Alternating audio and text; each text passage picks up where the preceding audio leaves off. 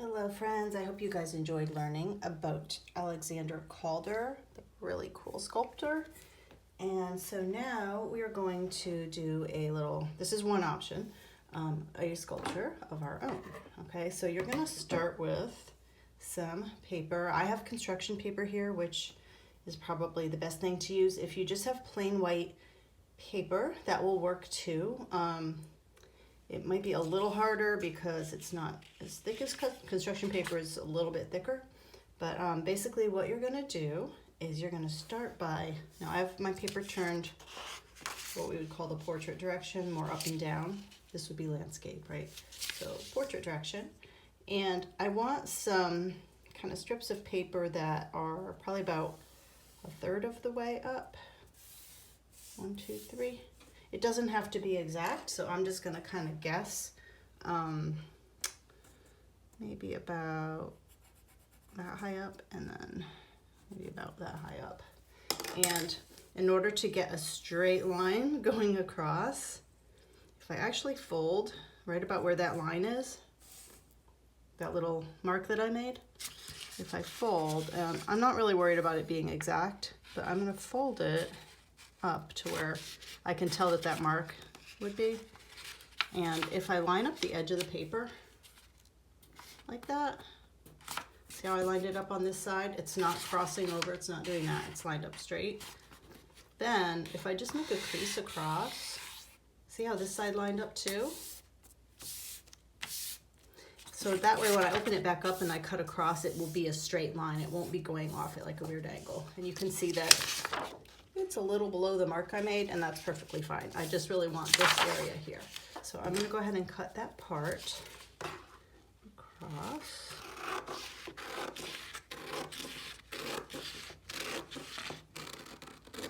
Okay, and I'm gonna save the other part for more that I might wanna make later.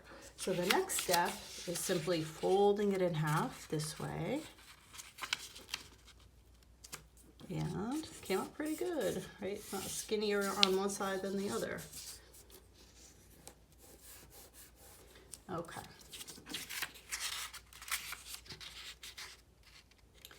Okay, so I'm actually gonna turn mine over. See how the fold is on this side and it opens on that side? For me, because I'm right-handed, I just think it's easier for me to work this direction. So I'm gonna flip it over so the fold is on this side. And I'm going to be drawing some cutting lines, and just so that you can see them pretty well, I'm going to draw them with a dark marker. I'm actually going to use a purple marker. You don't actually have to draw the lines. You can just cut, but just so you see what I'm doing, I'm going to draw, like I said. So I'm going to be drawing a line like that, and then one that is basically parallel to that.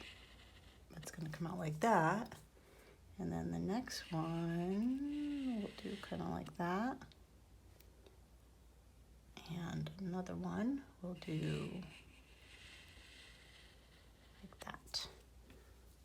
Okay, so once I've drawn the lines and put the cap back on the marker, then I can cut along those lines. So I'm going to cut along this one. And I don't want to cut through the fold, okay guys? So see, the fold was here. So you want to make sure that the line does not go up to the fold, okay? Then I'm going to cut on actually each of those lines. This one, and this one, and this one. So once I have done that, I'm going to open it back up, and it should look like this right now. Okay, so the next thing I want to do is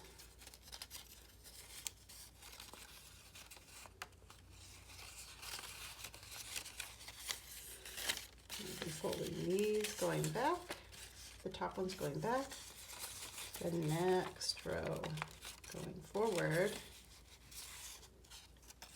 the next row going back, the next row. Forward. And the last row going back.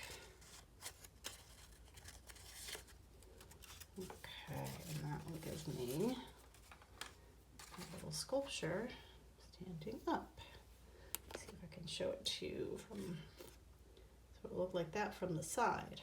Now you can add as many different designs onto these.